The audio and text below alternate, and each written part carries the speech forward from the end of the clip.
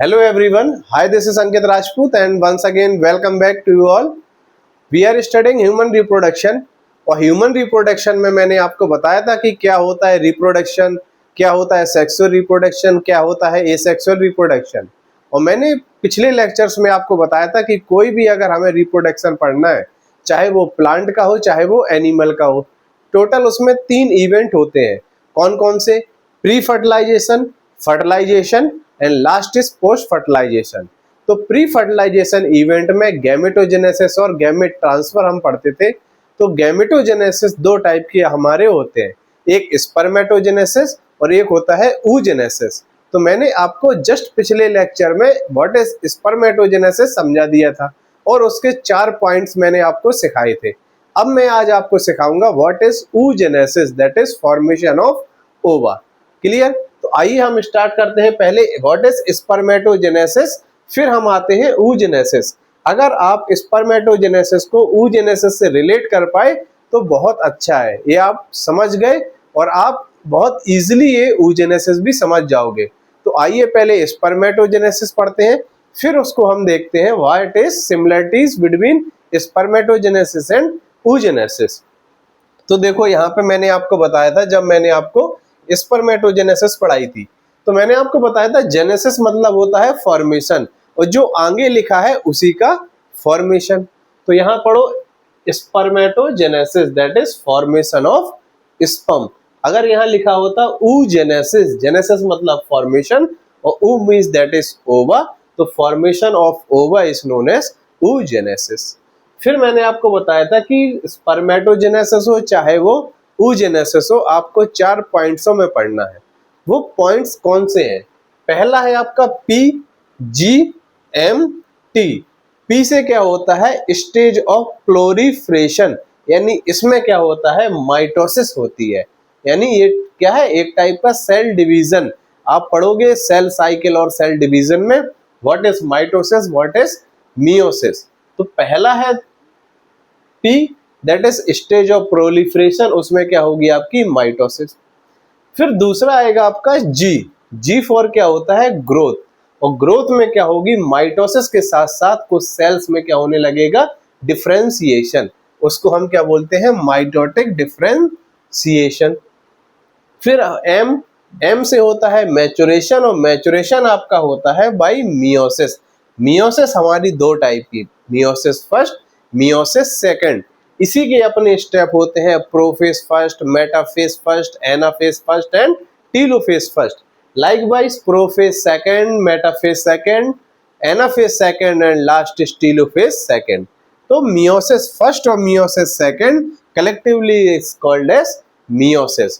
तो मियोसिस में आपकी 2 चीजें होंगी, मियोसिस फर्स्ट और मियोसिस सेकंड। ये कौन सा स्टेप है? हमारा तीसरा स्टेप है, that is M for maturation. फिर last one is T for transformation, जिसमें क्या शुरू होता था? डिफरेंशिएशन शुरू हो जाता था बिटवीन सेल। तो ये 4 पॉइंट अगर आपको समझ में आते हैं तो आइए इसको हम यहाँ पे अप्लाइड करते हैं, जो आपकी एनसीईआरटी में दिया गया है। ये सारी चीजें आपकी कहाँ है? एनसीईआरटी में एकदम ऐसे चार्ट दिया गया है। तो देखो सबसे पहले जो आपके क्या होते हैं? टेस्टिस होते हैं। टेस्टिस में क्या होती है? Germinal epithelium. तो जर्माइनल एपिथेलियम से क्या बनती है? Male germ cell. क्या बनते हैं? Male germ cell. Male germ cell में क्या होता है? पहला आपका स्टेप होता है that is P for proliferation, जिसमें क्या होती है? माइटोसिस होती है और क्या बनाता है? स्पर्मेटोगोनिया। तो पहला हमारा खत्म हुआ, that is P, stage of proliferation खत्म हुआ। फिर क्या शुरू होता है आपका? दूसरा step that is G for growth शुरू होता है।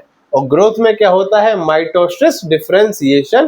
तो माइटोसिस डिफरेंशिएशन स्पर्मेटोगोनिया में होता है और क्या बनाते हैं? ये प्राइमरी स्पर्मेटोसाइट। तो प्राइमरी स्पर्मेटोसाइट में क्या होना शुरू होता है? M for maturation. और ये 2 स्टेप में, दैट इज मियोसिस फर्स्ट और मियोसिस सेकंड।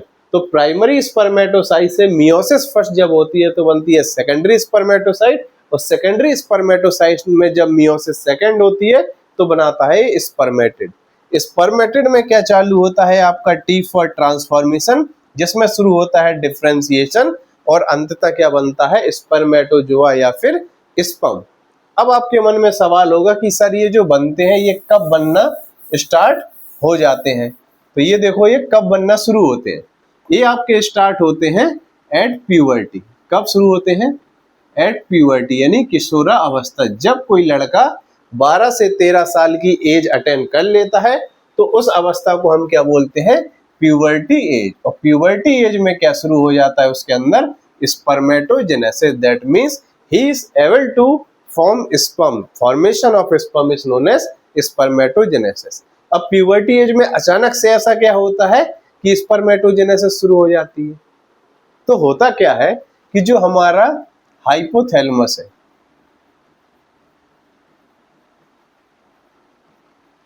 हाइपोथैलेमस नाम की एक ग्लैंड होती है जिसको हम क्या बोलते हैं? Master of master gland. ये क्या रिलीज करती है? ये रिलीज करती है GnRH, that is gonadotropin releasing hormone. अब ये हो गया मास्टर ऑफ मास्टर ग्लैंड।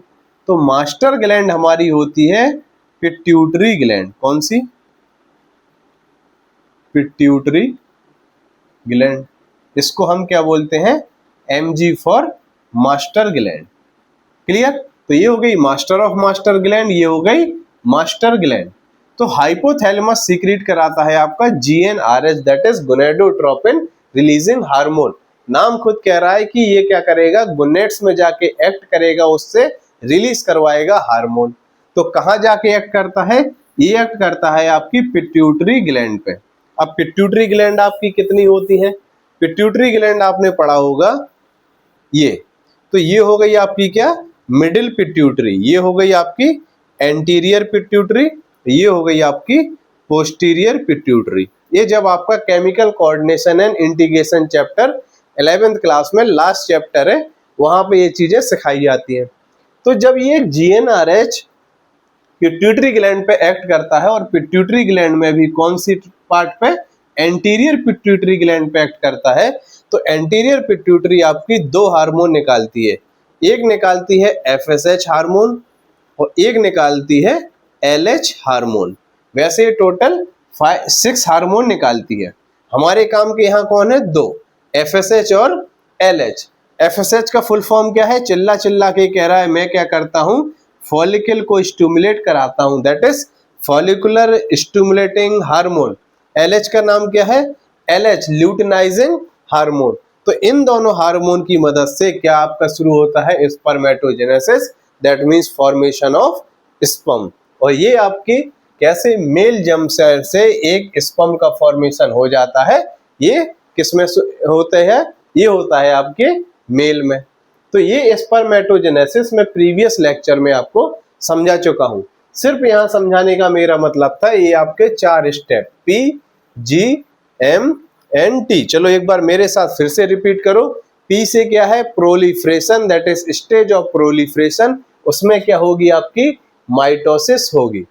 फिर G फॉर क्या होगा? ग्रोथ। ग्रोथ में क्या होती है? माइटोटिक डिफरेंशिएशन, यानी माइटोसिस के साथ साथ कुछ सेल्स में क्या शुरू हो जाता है? डिफरेंशिएशन। तो वो हो गया हमारा ग्रोथ।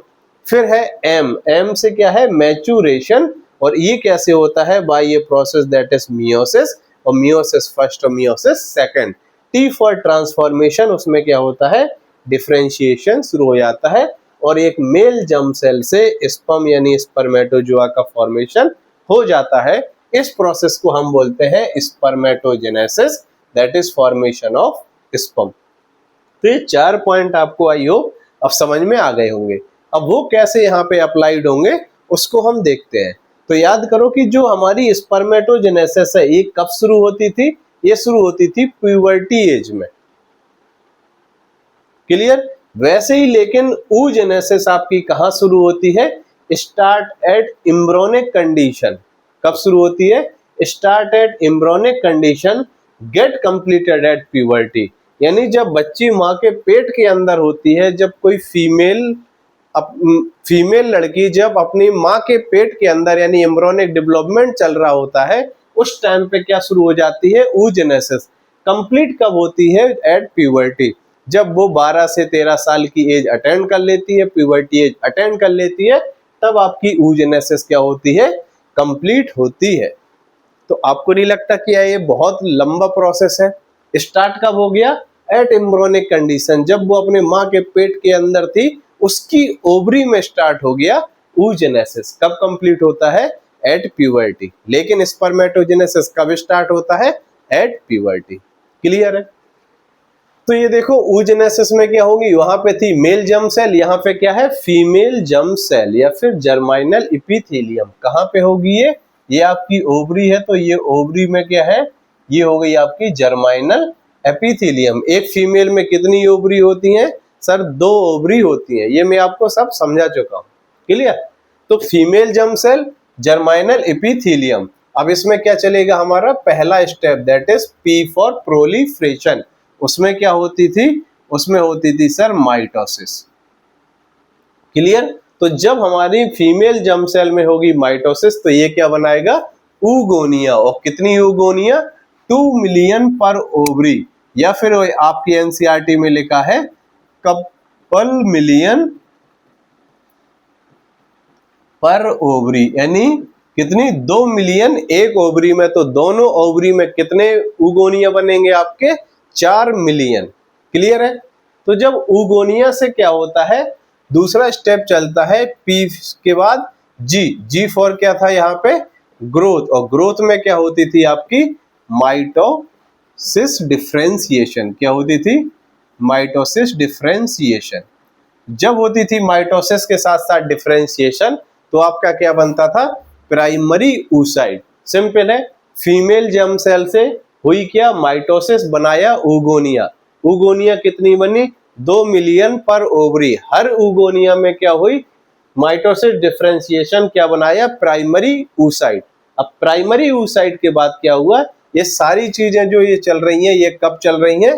ये चल रही हैं जब बच्ची अपने माँ के पेट में है, that is embryonic development.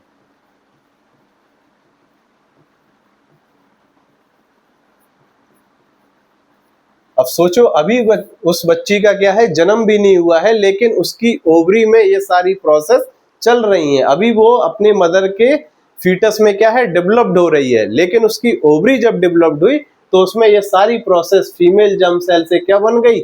Oogonia. Oogonia से क्या बन गई? Primary oocyte। अभी भी वो अपने क्या है? माँ के पेट के अंदर है, अभी उसका बर्थ नहीं हुआ। फिर क्या चलता है? प्राइमरी oocyte में स्टार्ट हो जाता है मैचुरेशन। M for maturation. और ये हमारे दो थे, दैट इज मियोसिस फर्स्ट और मियोसिस सेकंड। और मियोसिस फर्स्ट और मियोसिस सेकंड में मैंने अभी आपको बताया प्रोफेज, मेटाफेज, एनाफेज, टीलोफेज। तो प्रोफेज, मेटाफेज, एनाफेज, टीलोफेज, ये हो गया prophase first, metaphase first, anaphase first, telophase first. ऐसे ही सेकंड होता जाएगा, prophase second, metaphase second, anaphase second and telophase. तो ये हो गया मियोसिस फर्स्ट और ये हो गया मियोसिस सेकंड। डिटेल ये चीज आप कहां पढ़ोगे? जब आप पढ़ोगे cell cycle and cell division वाला चैप्टर। क्लियर है? तो फिर प्राइमरी oocyte में क्या शुरू होता है? Maturation, that is meiosis first शुरू होती है। तो मियोसिस फर्स्ट जब शुरू होती है, तो इसके कितने स्टेप? टोटल इसके 4 स्टेप। कौन कौन से? Prophase first, metaphase first, anaphase and telophase. तो प्रोफेज में जब ये आती है, अब यहां से गौर से सुनना, ये सारी चीजें चल रही एम्ब्रियोनिक डेवलपमेंट। फिर प्राइमरी oocyte, अभी भी ये क्या है? एम्ब्रियोनिक डेवलपमेंट की बात हो रही। इसमें क्या शुरू होता है? मैचुरेशन। और मैचुरेशन में अभी कौन सा? मियोसिस फर्स्ट जब स्टार्ट होता है, तो मियोसिस फर्स्ट के प्रोफेज फर्स्ट, मियोसिस फर्स्ट के प्रोफेज फर्स्ट में ये आके क्या हो जाती है? अरेस्ट हो जाती है। यानी ये कब की बात हो रही है? यही एम्ब्रियोनिक डेवलपमेंट। प्रोफेज फर्स्ट तक ये अरेस्ट हो जाती है एम्ब्रियोनिक डेवलपमेंट में। फिर क्या होगा? इस बच्ची का बर्थ होगा। ठीक है? अभी भी ये क्या है? Get arrested at prophase first. Birth के बाद फिर इसने क्या की? प्यूबर्टी एज अटेंड की। कौन सी एज? प्यूबर्टी की एज अटेंड की, यानी 12 से 13 साल की एज जब इसने अटेंड की, तो फिर क्या शुरू होगा? फिर वही वाली बात कि हाइपोथैलेमस, जो हमारा मास्टर ऑफ मास्टर ग्लैंड है, इसने क्या सीक्रेट किया? GnRH, that is gonadotropin releasing hormone. और GnRH ने क्या किया? एंटीरियर पिट्यूटरी पे जाके एक्ट किया। एंटीरियर पिट्यूटरी ने निकाले हमारे 2 हार्मोन, एक FSH हार्मोन और एक LH हार्मोन। FSH और LH की मदद से फिर हमारा आगे का प्रोसेस शुरू हुआ, दैट इज मैचुरेशन। कहां से शुरू होता है? After metaphase. कब तक हो गया था? प्रोफेज फर्स्ट तक हो गया था, यहां तक अरेस्ट हो गया था ड्यूरिंग एम्ब्रियोनिक कंडीशन। फिर जब उसने अटेंड की प्यूबर्टी एज, फिर कहां से शुरू हुआ? Metaphase, anaphase and telophase. और ये स्टेप, ये 3 स्टेप आफ्टर प्यूबर्टी कंप्लीट होते हैं और क्या बनता है आपका? Secondary oocyte। और सेकेंडरी oocyte बनने के दौरान यहाँ पे एक बॉडी बनती है, that is first polar body. क्योंकि ये मियोसिस कैसा डिवीजन होता है? ये एक रिडक्शनल डिवीजन होता है जिसमें क्रोमोसोम नंबर हाफ हो जाते हैं। तो प्राइमरी oocyte से बनता है सेकेंडरी oocyte और ये बनाती है फर्स्ट पोलर बॉडी। अब आपकी एनसीईआरटी कहती है कि फर्स्ट पोलर बॉडी का क्या फंक्शन है, क्या ये डिजेनरेट करती है या फिर रीगेन रहती है? तो कुछ एनसीईआरटी कहती हैं, सॉरी कुछ साइंटिस्ट कहते हैं कि ये क्या है, डिजेनरेट हो जाती है और इसका फंक्शन अभी भी वेल नोन नहीं है। इसको बहुत डिटेल में नहीं दिया गया है तो हम इसको यहीं पे छोड़ते हैं। हमें क्या मिला? Secondary oocyte। कब मिला? At puberty age. और यहाँ तक प्राइमरी oocyte के बाद ये प्रोफेज फर्स्ट में अरेस्ट हो गया था। ये कब? एम्ब्रियोनिक कंडीशन में। बाकी के 3 स्टेप कब स्टार्ट हुए? ये स्टार्ट हुए आफ्टर प्यूबर्टी। और क्या बनाया इसने? Secondary oocyte। क्लियर?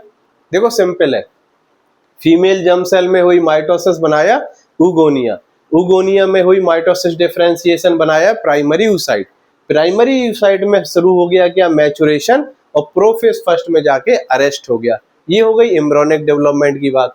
फिर उसने क्या किया? पैदा हुई, दैट इज बर्थ हुआ। बर्थ के बाद कौन सी एज अटेंड की? Puberty age.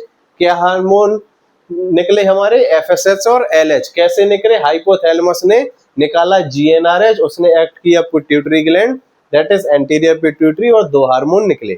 और हमारा मैचुरेशन जो यहाँ पे प्रोफेज में अरेस्ट था ये स्टार्ट हुआ, मेटाफेज, एनाफेज और टीलोफेज कंप्लीट हुआ, एट प्यूबर्टी बनाया secondary oocyte। Clear?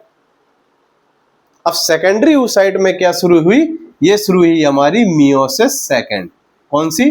Meiosis second. Meiosis second में ही वही स्टेप होंगे, प्रोफेज, मेटाफेज, एनाफेज और टीलोफेज। और इसने क्या बनाया?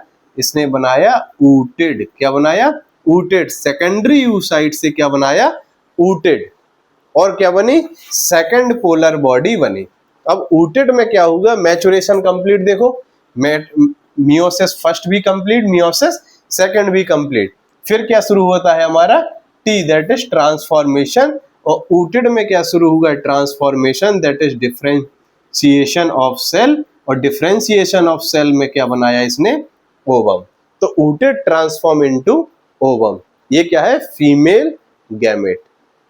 क्लियर? तो सिंपल है, देखो female germ cell, female germ cell में हुई माइटोसिस, क्या बनाया इसने? ऊगोनिया, ऊगोनिया में हुई माइटोसिस डिफरेंशिएशन, क्या बनाया? Primary oocyte। प्राइमरी oocyte में स्टार्ट हो गया मैचुरेशन और प्रोफेज फर्स्ट में आके अरेस्ट हो गया। ये बात थी एम्ब्रियोनिक डेवलपमेंट, जब बच्ची अपने माँ के पेट के अंदर थी। फिर उसने क्या किया? जन्म लिया, दैट इज उसका बर्थ हुआ। फिर उसने एज अटेंड की, प्यूबर्टी एज। फिर ये 3 स्टेप चालू हुए और उसने क्या कंप्लीट किया? Secondary oocyte। तो अगर आपसे कोई पूछता है कि oogenesis में सबसे लंबा स्टेप कौन सा है, तो ये प्राइमरी oocyte से सेकेंडरी oocyte का बनना। अब सोचो, ये एम्ब्रियोनिक डेवलपमेंट में शुरू हो गया था, प्रोफेज फर्स्ट में अरेस्ट हो गया। फिर ये 3 स्टेप कब स्टार्ट हुए? जब उसने प्यूबर्टी की एज अटेंड की। तो 10 से 12 साल ये प्लस एम्ब्रियोनिक डेवलपमेंट में ये जो प्राइमरी oocyte से सेकेंडरी oocyte कन्वर्ट हुआ। सेकेंडरी oocyte में मियोसिस सेकेंड हुई, बना ooted। ooted में क्या हुआ? T, that is transformation. और क्या बनाया इसने? ओवम। आई होप कि ये चीज आपको अब अच्छे से समझ में आ गई होगी। क्लियर है? अब एक पॉइंट और यहाँ पे समझने वाली बात है कि जो मैंने आपको बताया था कि कितने ऊगोनिया बनते हैं ड्यूरिंग एम्ब्रियोनिक कंडीशन, ये बनते हैं सर 2 मिलियन से लेके कितना? दोनों ओवरी में 4 मिलियन। तो एक ओवरी में कितने ऊगोनिया बनते हैं? 2 मिलियन। तो ये हो गया आपका 2 मिलियन। क्लियर? ये क्या थे? ऊगोनिया। तो कहते हैं कि 2 मिलियन एक ओवरी में जो ओगोनिया थे, ये कितने? प्राइमरी oocyte लगभग बचते हैं ड्यूरिंग प्यूबर्टी यानी ये हो गया आपका एम्ब्रियोनिक कंडीशन के पहले की बात। तो ये कितने थे, 2 मिलियन। लेकिन कितने बचते हैं एक्चुअली, ये बचते हैं 60,000 से 80,000 प्राइमरी oocyte।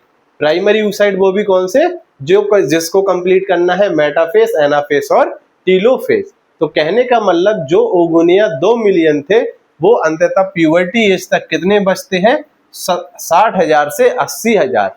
तो ये बाकी कहाँ जाते हैं, बाकी क्या कर जाते हैं, डीजनरेट। क्या कर जाते हैं, डीजनरेट। बताओ इतने सारे ओगोनिया क्या कर जाते हैं, डीजनरेट। इसी को हम क्या बोलते हैं, इसी को हम बोलते हैं एट्रीसिया। क्या बोलते हैं, एट्रीसिया। और अच्छा शब्द बोलो तो इसको क्या बोलेंगे हम, फॉलिकुलर एट्रीसिया। एट्रीसिया मतलब भाई होता है डीजनरेशन ऑफ फॉलिकल।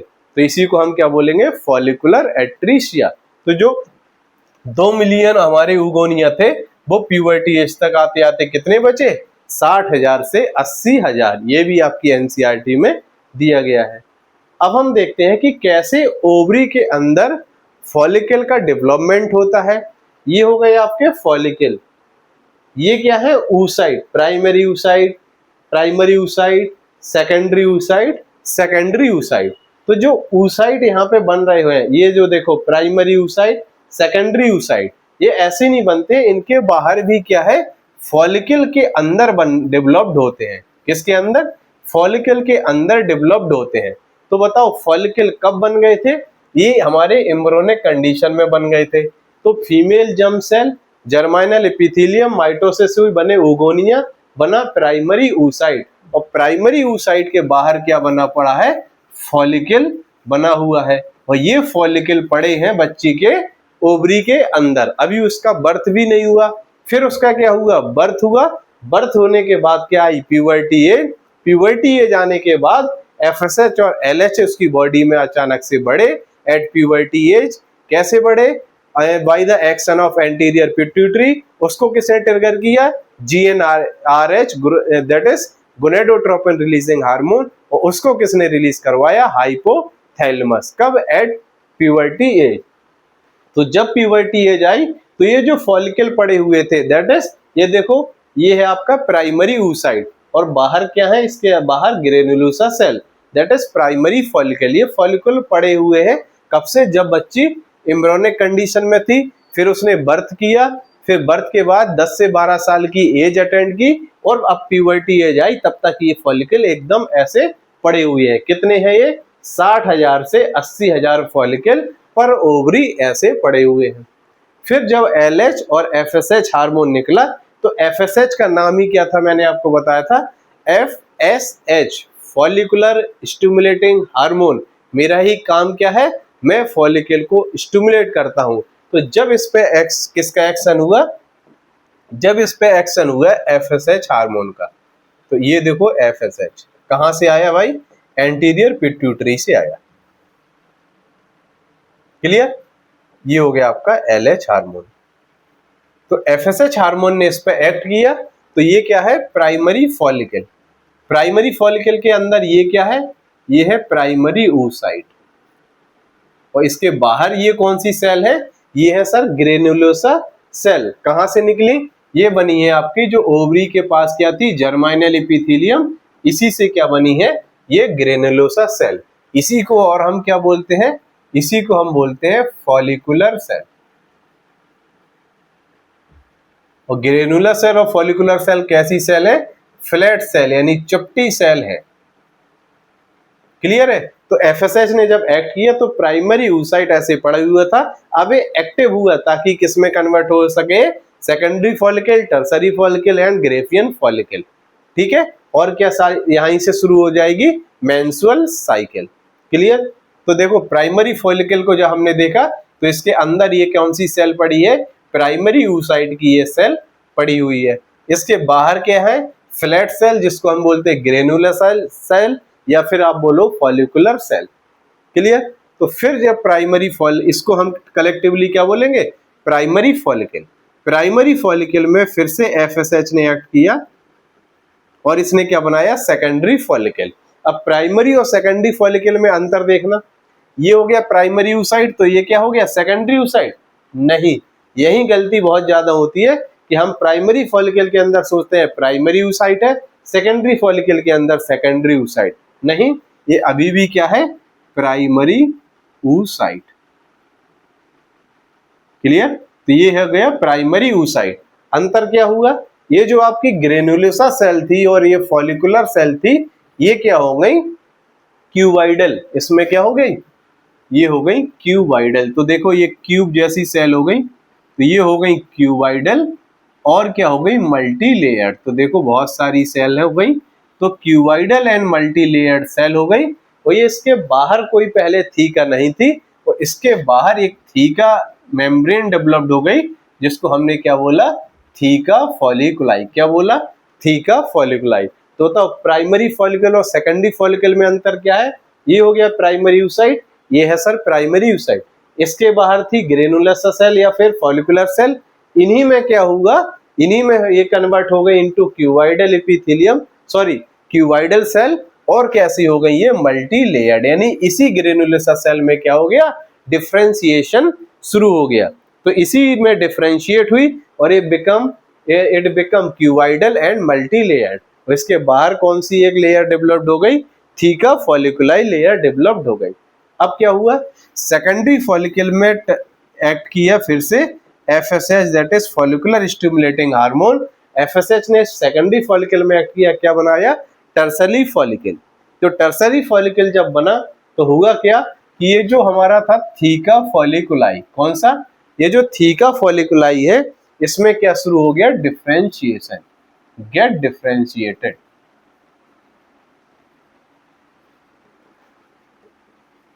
तो देखो theca folliculi get differentiated into theca interna. जो अंदर वाली लेयर है इसको क्या बोलेंगे हम थीका इंटरना, और जो बाहर वाली लेयर है इसको क्या बोलेंगे थीका एक्सटर्ना। तो ये हो गई आपकी थीका एक्सटर्ना, अंदर वाली क्या हो गई थीका इंटरना। यही आपकी थीका फॉलिकुलाई में डिफरेंशिएशन हुआ and it form theca interna, ये अंदर वाली रेड लाइन, और थीका एक्सटर्ना ये बाहर वाली लेयर। तो थीका इंटरना हो चाहे थीका एक्सटर्ना हो, ये दोनों कैसे टिश्यू है, ये एक वेस्कुलर टिश्यू है, यानी इसमें हाई ब्लड वेसल्स की सप्लाई है बेड, ठीक है। तो ये क्या है वेस्कुलर टिश्यू। तो जो आपकी थीका इंटरना है मेनली क्या है theca externa, theca interna, interna में थीका में भी थीका इंटरना जो है वो सीक्रेट करती है एस्ट्रोजन हार्मोन। कौन सा हार्मोन, एस्ट्रोजन हार्मोन। फिर से सुनो, प्राइमरी फॉलिकल चेंज होगा सेकेंडरी फॉलिकल, और सेकेंडरी फॉलिकल से क्या होगा टर्सरी फॉलिकल बना। तो सेकेंडरी और टर्सरी फॉलिकल में किसने एक्ट किया FSH। FSH के एक्ट करने से क्या हुआ, जो ये आपका प्राइमरी oocyte था, ये प्राइमरी oocyte पहले तो रहा आपका प्राइमरी oocyte। क्लियर, कोई अंतर यहां नहीं। Primary oocyte changes into primary oocyte as such, यानी कोई चेंजेस नहीं हुआ, प्राइमरी oocyte ही रहा। फिर ये जो बाहर की जो क्यूबाइडल लेयर थी और ये जो मल्टी लेयर्ड थी, ये ऐसे ही रही, ये हो गई आपकी मल्टी लेयर्ड ग्रेनुलोसा सेल या फिर बोलो आप फॉलिकुलर सेल। तो ये हो गए, लेकिन अंतर क्या हुआ कि यहाँ पे क्या है ये कैविटी डेवलप्ड हो गई। कौन कैविटी डेवलप्ड हो गई, जिसको हमने क्या बोला एंट्रम, और इसके अंदर भरा हुआ है कुछ लिक्विड जैसा सब्सटेंस, जिसको हमने क्या बोला लिक्कर फॉलिकुलाई। तो एक अंतर यहाँ आया सेकेंडरी और टर्सरी में कि प्राइमरी oocyte, बाहर की जो लेयर्ड है मल्टी लेयर्ड। अंतर क्या है, यहाँ पे कोई एंट्रम नहीं था, यहाँ पे क्या है एंट्रम यानी खाली कैविटी, और ये किस आकार की होती है, एक क्रिसेंट्रिक आकार यानी चंद्र आकार की क्या बन गई, यहाँ पे ये कैविटी बन गई, जिसको हमने क्या बोला एंट्रम। उसमें जो लिक्विड भरा है उसको क्या बोलते हैं लिक्कर फॉलिकुलाई। अब जो थीका फॉलिकुलाई थी ये क्या हुआ, इसमें डिफरेंशिएशन हुआ और बनाया इसने theca externa and theca interna. ये कैसी है वेस्कुलर टिश्यू है, इसमें भी जो मेनली हमारी थीका इंटरना है ये सीक्रेट करती है एस्ट्रोजन हार्मोन। क्लियर। अब एस्ट्रोजन हार्मोन क्या होता है, ये होता है female specific hormone. Female specific hormone, बताओ ये चीज कब चल रही है, जब उस बच्ची ने क्या है प्यूबर्टी एज अटेंड कर ली, प्यूबर्टी एज अटेंड कर ली, तो ये क्या शुरू हो गया, मेंस्ट्रुअल साइकिल। मेंस्ट्रुअल साइकिल के दौरान फॉलिकुलर का डेवलपमेंट शुरू हो गया। फॉलिकल प्राइमरी से बना सेकेंडरी, सेकेंडरी से बना टर्सरी। टर्सरी में जो हमारी थीका फॉलिकल आई थी वो डिफरेंशिएट हुई into theca interna and theca externa. Theca interna ने निकाला एस्ट्रोजन हार्मोन। एस्ट्रोजन हार्मोन कैसा हार्मोन होता है, फीमेल स्पेसिफिक हार्मोन। यानी 12 से 13 साल की एज जब अटेंड करती है तो फीमेल में क्या शुरू हो जाता है, एस्ट्रोजन हार्मोन का रिलीज होना स्टार्ट हो जाता है। उसी की वजह से फीमेल क्या है, फीमेल जानी जाती है, that is female specific hormone. तभी क्या आते हैं सेकेंडरी सेक्सुअल कैरेक्टर, यानी वॉइस का चेंज होना, ब्रेस्ट का डेवलपमेंट होना। ये जो सेकेंडरी सेक्सुअल कैरेक्टर है किसकी वजह से शुरू होते हैं, एस्ट्रोजन हार्मोन की वजह से शुरू होते हैं। कब स्टार्ट हो जाता है, एट प्यूबर्टी एज। क्लियर। और क्या है यहाँ पे, एंट्रम, यहाँ पे कोई एंट्रम नहीं था। अब क्या होता है कि जब इसका लेटर फेज होता है तो ये अंततः जो प्राइमरी oocyte है ये भी किस में कन्वर्ट हो जाता है, सेकेंडरी oocyte में कन्वर्ट हो जाता है। किस में कन्वर्ट हो जाता है, सेकेंडरी oocyte। और इसको हम क्या बोलते हैं, टर्सरी फॉलिकल। तो स्टार्टिंग में प्राइमरी oocyte ही रहता है, फिर एंड तक सेकेंडरी oocyte में कन्वर्ट हो जाता है, इसको हम क्या बोलने लगते हैं, टर्सरी फॉलिकल। अब एस्ट्रोजन हार्मोन वहां से निकलने लगा। अब क्या बनाता है ये टर्सरी फॉलिकल, इस पे एफएसएच का लगातार एक्शन बना रहता है और ये कन्वर्ट होता है किसमें, ग्रेफियन फॉलिकल में। अब क्या अंतर है बताओ, टर्सरी फॉलिकल ये हो गया ग्रेफियन फॉलिकल। यहाँ पे एंट्रम क्या थी, स्मॉल थी, यहाँ पे एंट्रम कैसी हो जाती है, लार्ज एंट्रम, यानी एंट्रम का साइज क्या हो जाता है, बढ़ जाता है। ये जो ग्रेनुलोसा सेल है ये आपकी ऐसे ही रहती हैं, मल्टी लेयर्ड, जहां जगह मिलती है वहां पे ग्रेनुलोसा सेल बनी रहती है। अब ये आपका जो सेकेंडरी oocyte है ये आपका क्या है, सेकेंडरी oocyte। तो सेकेंडरी oocyte क्या करता है, अपने बाहर ये जो रेड कलर से मैंने बनाया है एक लेयर बनाता है जिसको हम क्या बोलते हैं, जोना पेलिसुडा। ये क्या है, JP for zona pellucida, zona pellucida layer बनाता है। जोना पेलिसुडा के बाहर ये जो आपकी फॉलिकुलर सेल हैं ये इलोंगेटेड हो जाती हैं, लंबी लंबी हो जाती हैं और रेडियली अरेंज हो जाती हैं, इसलिए हम इनको सेल्स को क्या बोलने लगते हैं, कोरोना रेडिएटा। क्या बोलते हैं, कोरोना रेडिएटा। और कोरोना रेडिएटा के बाहर ये जो टिश्यू है ये यहाँ से स्टार्क डंडी जैसा अटैच्ड होता है, इसको हम बोलते हैं क्यूमुलस ओफोरस। खैर घबराने की बात नहीं है, इतना जो मैंने डिटेल में बताई आपकी एनसीईआरटी में नहीं दिया गया, बट आपको जानना जरूरी है नीट पॉइंट ऑफ व्यू से। बोर्ड में ये चीज नहीं आएगी बट नीट में आपके पूछ सकते हैं।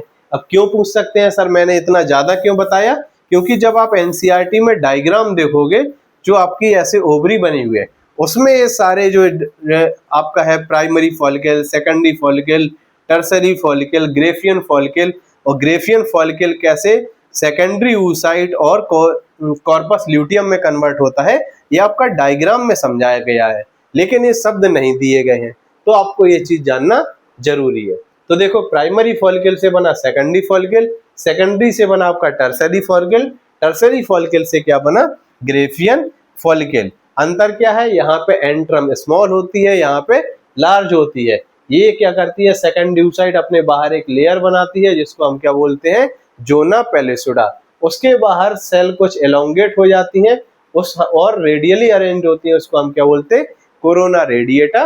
और ये अटैच्ड रहती है यहाँ से थीका से, हम इसको बोलते हैं कोमुलस ओफेरस। तो एज सच आपकी थीका एक्सटर्ना, थीका इंटरना लगातार क्या सीक्रेट कर रही है, आपकी oestrogen hormone. Oestrogen hormone is female specific hormone. फिर क्या हुआ, अब देखो प्यूबर्टी एज के बाद क्या शुरू होता है, मेंस्ट्रुअल साइकिल।